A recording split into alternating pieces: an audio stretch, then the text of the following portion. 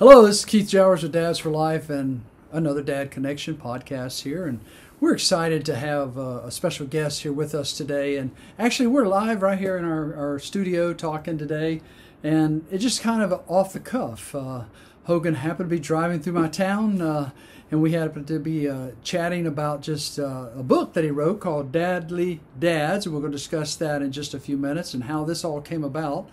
And maybe somebody in there that you know.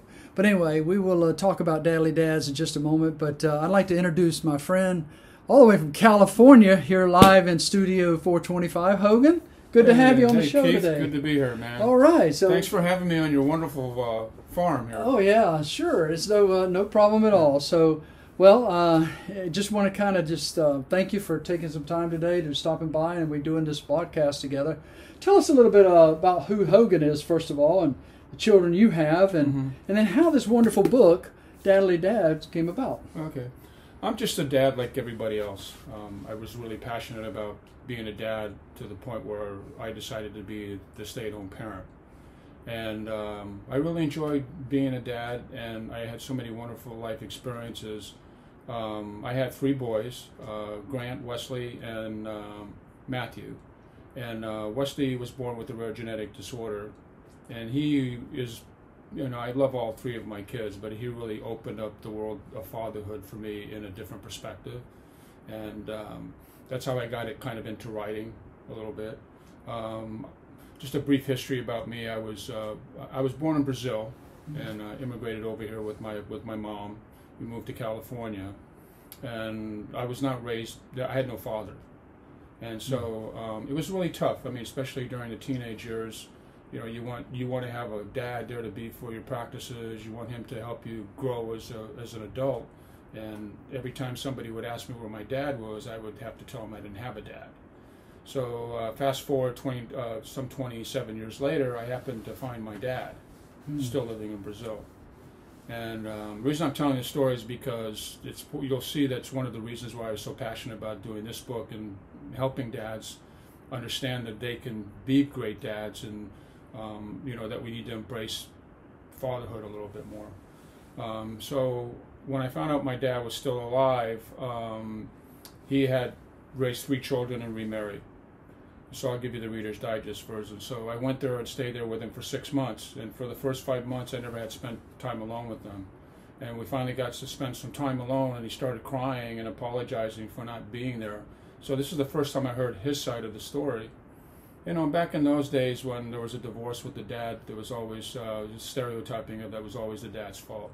And Hank was telling me that, hey, I sent letters to Holland, but they kept coming back. So basically my mom's family broke all kinds of communication off with him.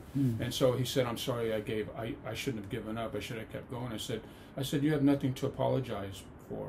And at that moment, I guess God kind of sent me a message and said, hey, Hogan, this is a revelation for you because Hank missed you more than you missed him.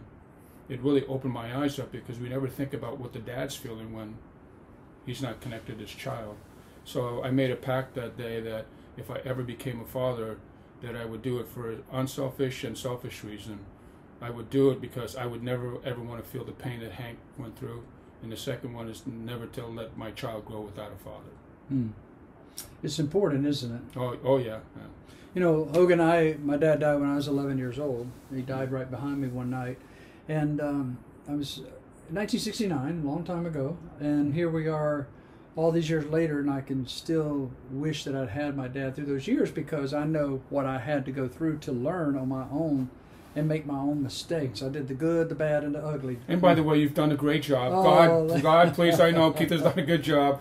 But you're right. I mean, when I met my dad, it changed my life for the better. But the thing, I think my approach to meeting my dad was I learned to forgive, and I went with a clean slate. There was no animosity. There was no judgment.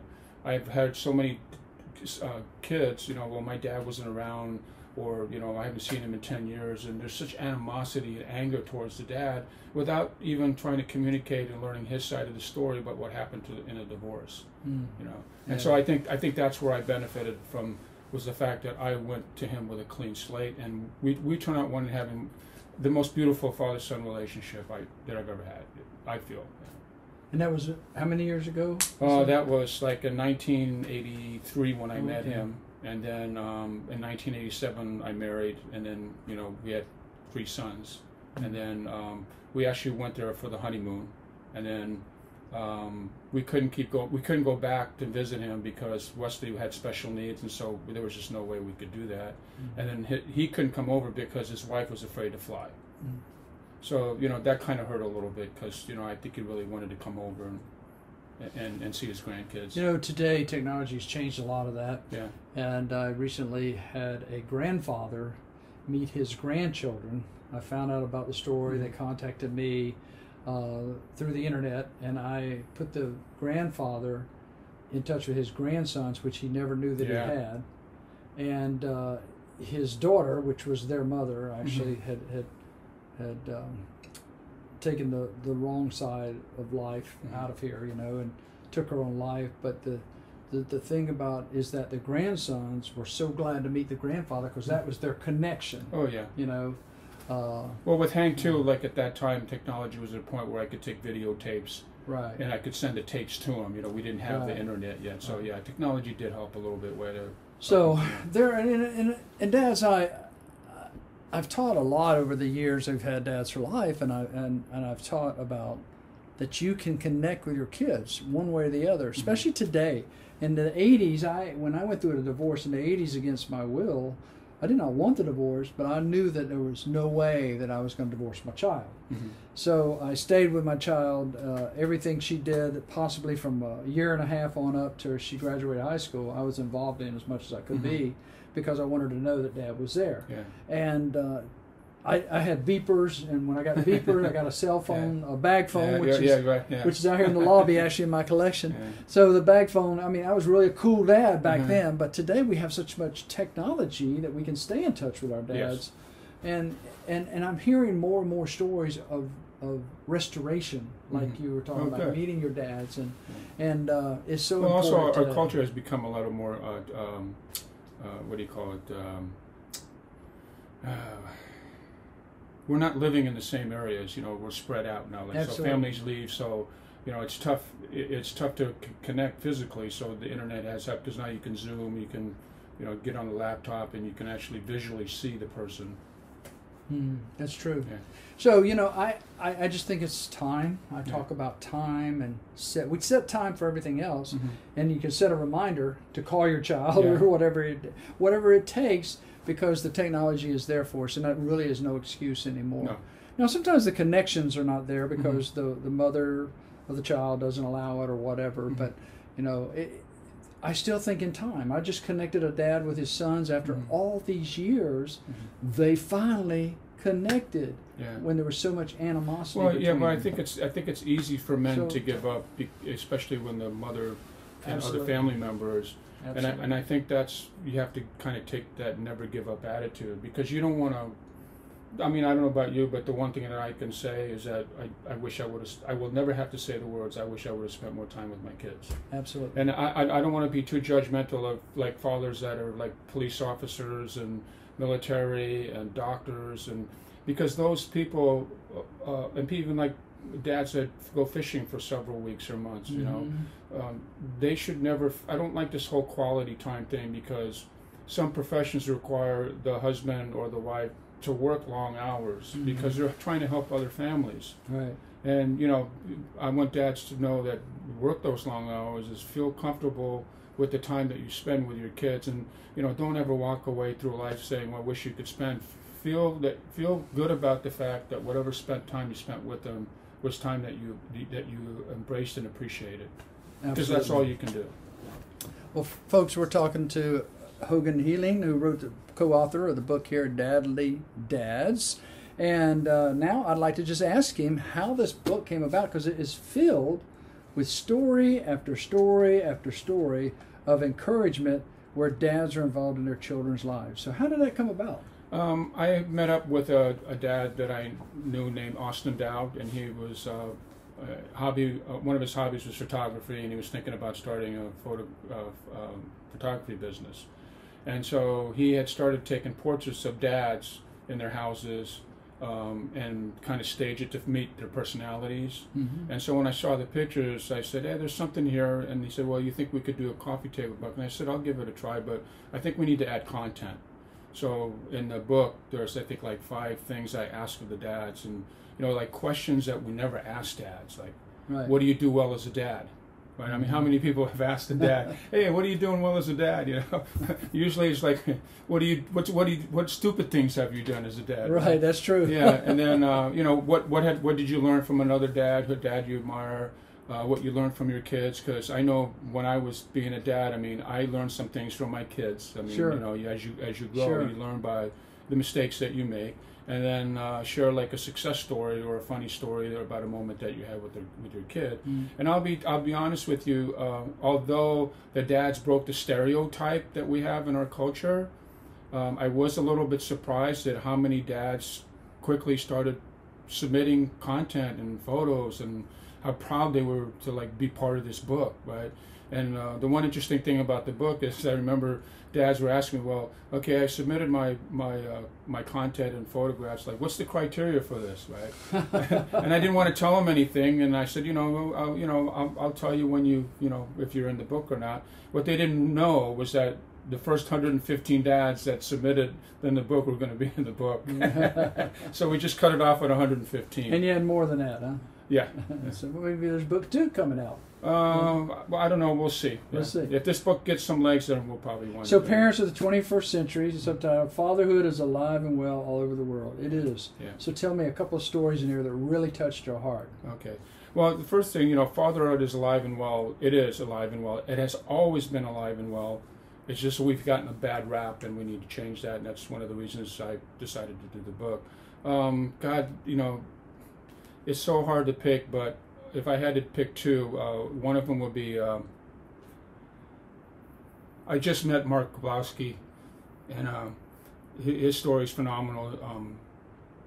When his kid was about 2.5 years old, his mother and his son had been in a car accident, and he had a brain injury. Mm. And I have a child with special needs who was born with a rare genetic disorder. And, you know, I knew he was going to be disabled for life. And I feel for Mark and any parent that has to deal with that, where they have a, you know, normal, fully developed child, and all of a sudden an accident kind of makes it disabled. And Mark has an incredible story of love, passion, commitment, and forgiveness, because, in fact, I just met him on this road trip. It's one of the most, it was one of the most touching moments on this road trip. Mark literally had me crying because he was beating himself up for years, you know. And finally, when he stopped beating himself, because people were telling him, stop beating yourself up, but sometimes you get so stuck sometimes in life. And, you know, Mark's a very religious man, but he was still stuck, and he finally got himself unstuck. And I asked him if his martial arts training helped a little bit. And he gave a great answer. He goes, yeah, it helped, but I had to do the work. Because sometimes you got to do the work. That's right. And then the other one I think was pretty touching too is David. Can you turn to the page? I'm drawing a blank here. That would be Drysdale? David Drysdale. David Drysdale. Mm-hmm. Yeah. He submitted a story from England, and he was dying of cancer. And actually, in the book, there's photos of him in the hospital bed, and with 2 of his kids. And unfortunately, David passed away during the production of the book, and we dedicated the book to him. And those are probably, you know, 2 of the kind of dads that kind of stand out a little bit. I find it interesting that his title is Inspirational Dad. Yeah. So I know some dads just like David that they're fighting for their life, but they're also fighting that their kids know them during that difficult time. Mm-hmm. And also, there's one other good, exceptional dad too. His name is Keith Jowers. I don't know. He's had some struggles. I love the picture of you on the drums. Oh, yeah. Because I've always wanted to be a drummer. I'm living vicariously through you. Yeah. So show him the page. He actually got me into the book as well. So, but I'm enjoying my grandchildren now as well, and that's important too, because granddads are vital. Oh, that's extremely important. I think we're totally missing the boat in our culture about that. Yeah. And again, part of it is because people are moving to like families and relatives are moving out of state and out of areas, because you used to very be mobile families anymore. And Hogan, I'm thinking about one particular family I know of that had a picture of a grandfather, a father, his son, his son's grandchildren, and then babies of one of the grandchildren. So all of them took a picture together, and I was thinking about the legacy of that. Yeah. It's Jerry Meyer. Yeah, he's a good friend of mine, former military man, police officer, great dad. I mean, an exceptional grandfather. I mean, they love their grandkids. They spent a lot of time with them, and it's fun. It's fun to see that, because we don't see that often. That's true. Yeah, I mean, they really go out of their way. But you have to be intentional.